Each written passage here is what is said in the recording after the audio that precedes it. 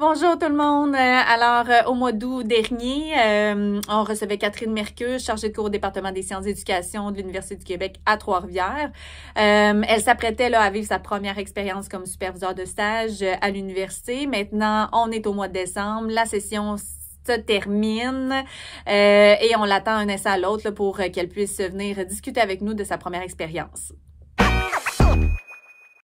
Comment s'est passé le contact avec les accompagnateurs du milieu?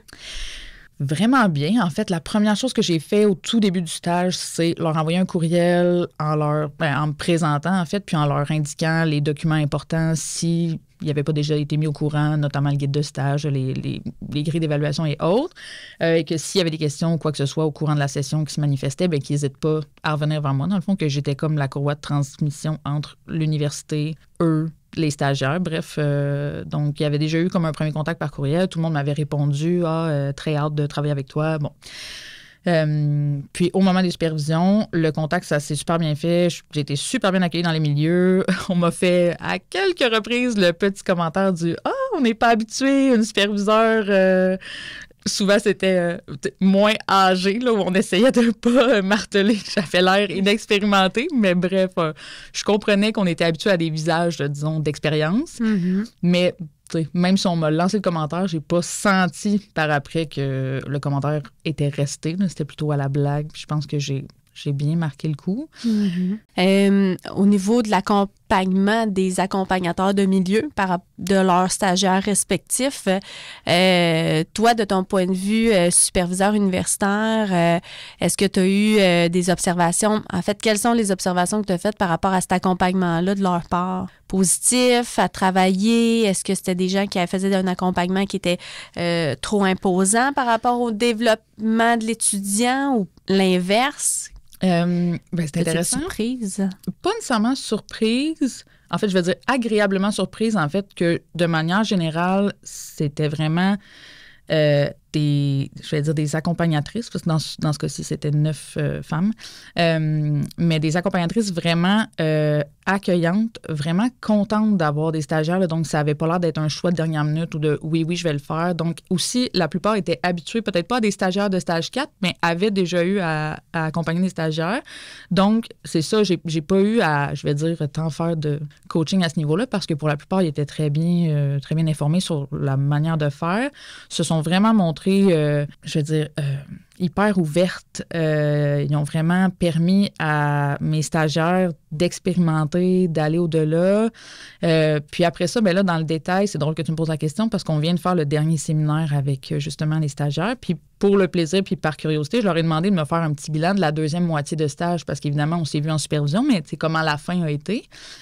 Puis là, il s'est comme dessiné deux clans.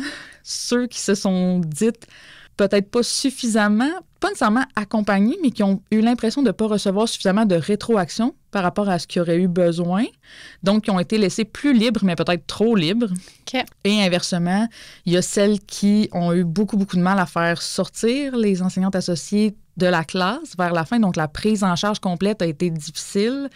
Il y avait tout le temps comme une petite transition. J'entre dans la classe, excusez, je viens chercher quelque chose. Donc, vraiment comme une espèce de difficulté à lâcher prise là, sur la classe puis à laisser vraiment l'autonomie aux stagiaires.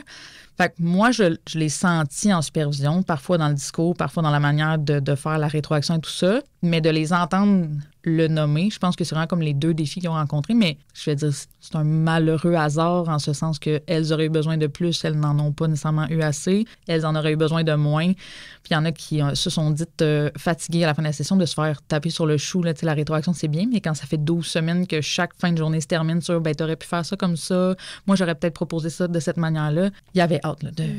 Donc, 2 expériences de stage se sont terminées différemment. Il y en a de celles qui ont pleuré parce qu'elles ne voulaient pas quitter. Puis il y a de celles qui étaient « Oh, Dieu merci, c'est la fin ». Oui, parce que je vais pouvoir, après ça, réellement être en insertion professionnelle, réellement vivre mes propres expériences, aller chercher au besoin maintenant un mentor au moment où j'en ai besoin. Oui, exact.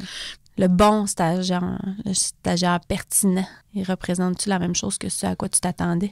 Oui. Okay. Moi, je reste là-dessus. Je me rappelle avoir dit que pour moi, un bon stagiaire est un stagiaire qui réfléchit. Puis je reste là-dessus. J'ai eu à faire de la rétroaction sur nombre de tâches et de travaux de stage. Et à travers tout ça, je sais pas comment l'exprimer autre que Dieu que les mots vides me fâchent. En fait, si bien qu'à un moment dans le parcours, j'ai fait comme une espèce d'appel à tous en disant, là, les travaux formatés universitaires, j'en veux pas. Je veux que tu me parles. Je veux que ce soit... Tu as le droit, à la limite, de me l'écrire comme si tu me le disais à l'oral. C'est comme là tu oublies les conventions. Je veux que tu aies accès à toi. Tu te poses des questions, puis tu me parles à moi comme si on avait une discussion comme on en a une en ce moment. Parce que là, le format universitaire, non, pas ici. Pas maintenant. Ça te permet pas de réfléchir. Tu te cadres dans un truc qui te permet pas d'aller au-delà. Tu restes dans le politically correct puis dans tout ce que, tu sais, je dis ce que toi, tu veux entendre. Non, moi, il n'y a pas quelque chose que je veux entendre. C'est je veux t'entendre. Fait que là, on n'arrivait pas là à nos fins. As-tu l'impression que c'est dans une espèce de difficulté d'observer la transposition possible entre la théorie et la pratique? Le milieu universitaire représente la théorie, puis qu'il reste encore une espèce de fossé entre la pratique. Donc, on fait les travaux en ayant en tête que ça, c'est pour l'université, non pas pour à transposer dans ma pratique. Oui, je pense qu'il y a de ça là-dedans. C'est vraiment comme si c'était deux mondes qui coexistaient sur deux lignes, mais qui jamais se croisaient. Là. Donc, il y a tout ce qu'elles font pour la pratique, donc toutes les présentations PowerPoint, tous les documents, les planifications pour leurs enseignantes associées et autres, ils ont un format pratico-pratique, mais dès qu'il faut le transférer puis l'envoyer à notre superviseur de stage, ces travaux-là prennent une tournure hyper cadrée, celle avec laquelle on est habitué à l'université. Puis, il n'y a pas de jonction entre les deux, alors que je voulais que ces travaux-là soient exactement la jonction entre les deux. Tu viens de vivre quelque chose. Moi, de mon point de vue, j'en veux des traces. Je veux tes traces. Je veux ni celles d'université, ni celles qui sont exactement pratico-pratiques. Je veux ce centre entre les deux où tu es capable de faire coexister et cette théorie, cette pratique-là, à travers tes réflexions, à travers toi, qu'est-ce que tu as eu comme vision sur un moment clé ou peu importe. Donc, ouais. Au bout d'une session de stage, est-ce que finalement les étudiants ont été en mesure de le réaliser? Oui, moi, j'ai vu vraiment une belle amélioration. Évidemment, parce que je l'ai imposé. Évidemment, parce que en faisant l'appel à tous, en disant, là, il faudrait qu'on sorte de ce cadre-là parce que ça répond pas aux attentes que j'ai ou je pense que ça rend pas justice aux réflexions que vous avez. Oui, c'est sûr qu'elles ont pris un tournant en ce sens, mais l'ont vraiment bien fait. Puis j'ai senti que par la deuxième moitié, ça s'était comme ouvert. Elles se sont finalement connectées plus avec elles-mêmes, se sont comme détachées tranquillement aussi de mon enseignante associée me suggère telle chose ou le milieu universitaire voudrait que, puis comme revenir à oui, mais toi, à travers ces deux sphères-là, tu te situes où?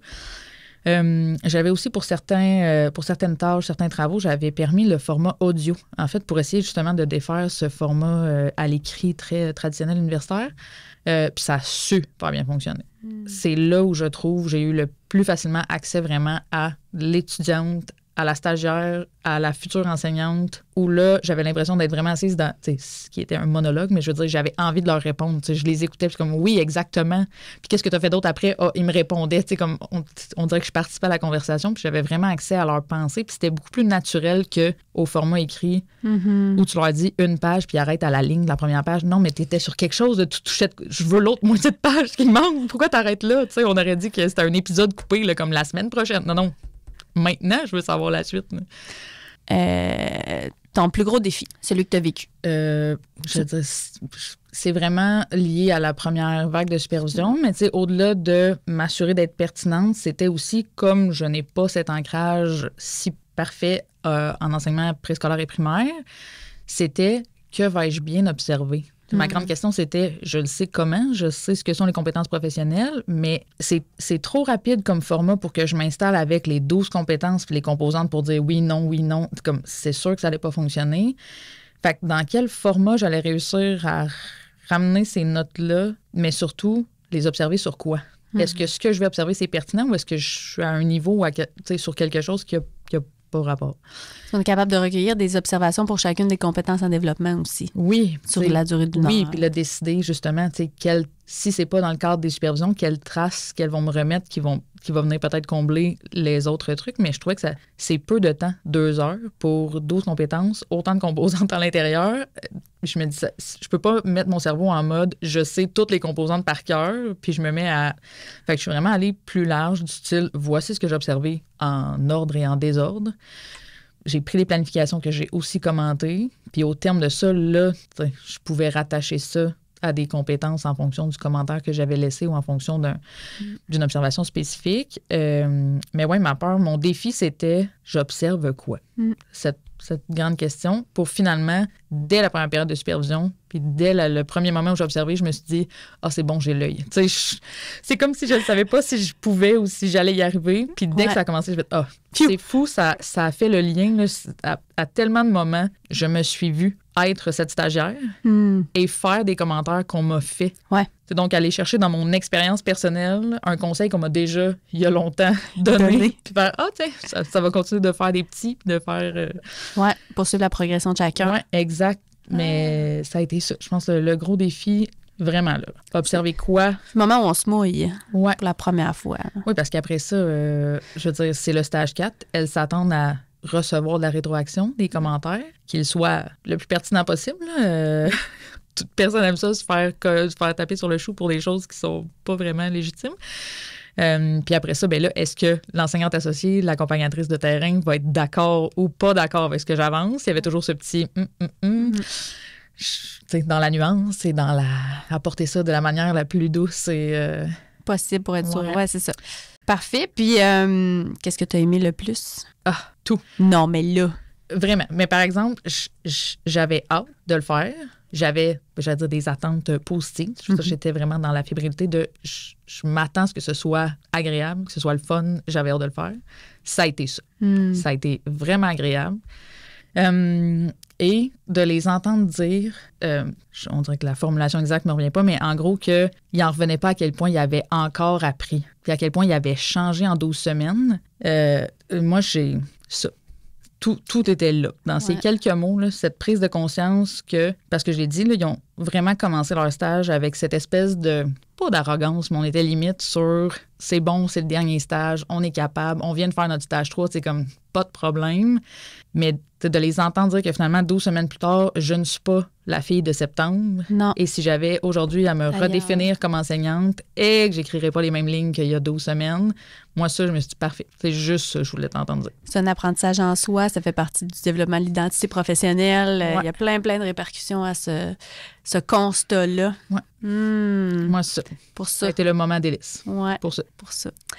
C'est important c'est important de s'arrêter puis d'être en mesure aussi, une fois, tu sais, comme n'importe quel enseignant, à un moment donné, on va se poser la question dans notre parcours, est-ce que ce que je fais, c'est le plus pertinent dans le développement des autres? Parce que mon travail, c'est ça, c'est de participer au développement de ces futurs professionnels-là. Puis comment j'y arrive, c'est-tu le bon moyen? T'sais, on se remet souvent en question puis pas en question négativement, plus au contraire, c'est pour pouvoir encore continuer de répondre aux plus grands besoins, puis d'aimer ça, d'aimer ce qu'on fait. Fait que là, à faire ce constat-là à la fin de nos sessions, pour se dire « Hey, j'ai-tu pris le bon choix? J'ai-tu fait tout ce que je pouvais faire pour aider ces gens-là dans leur développement professionnel? Sont rendus où? » Mais c'est une belle reconnaissance, en fait, qu'on se fait. Oui. Bien là, tu sais, à ne pas oublier que, entre autres, dans notre cas, c'est une compétence professionnelle que le développement professionnel. Donc, c'est comme cette remise en question-là fait un peu partie de la vie quotidienne. Mais je leur ai aussi permis de faire le même exercice avec moi. Tu sais, c'était ma première expérience de supervision. Je suis donc en développement professionnel plus que jamais sur cette sphère-là de ma vie professionnelle.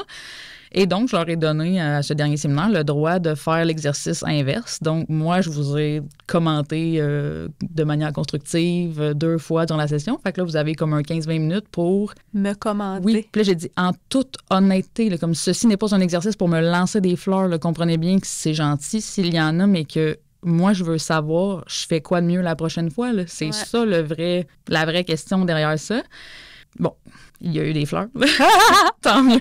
Tant mieux, oui. Mais quand même, ils ont soulevé des choses qui étaient tout à fait vraies et tout à fait pertinentes pour la suite. Là. Donc, tu sais, aussi de leur montrer que l'exercice qu'elles ont vécu reste valide pour les autres aussi. Donc, je me suis prêtée au jeu là, de faire ça même en leur disant exactement ça. Est-ce que, dès le départ, tu avais été transparente par rapport au fait que c'était ta première expérience de superviseur? Je le savais pas avant d'arriver au premier séminaire si je serais transparente ou pas. Je m'étais dit, je vais y aller avec le vibe. Mais finalement... Le vibe. On va le mettre en italique en dessous. Oui, c'est ça. Guillemets, le vibe. Mais finalement, je sais pas, la dynamique était bonne, je les ai senties ouvertes. La plupart, en plus, je m'étais rendu compte que je leur avais donné un cours à travers leur parcours ici et là, donc je les connaissais de loin, mais on s'était croisés. Là, donc, elles étaient familières avec mon visage et qui j'étais. Donc oui, j'ai été transparente, je leur ai dit. C'est d'ailleurs un commentaire qu'elles m'ont fait au dernier séminaire en disant « Si tu nous l'avais pas dit, on l'aurait jamais su. » C'est comme « Merci, c'est tout ce que j'avais besoin de savoir. » Le reste, c'est bon.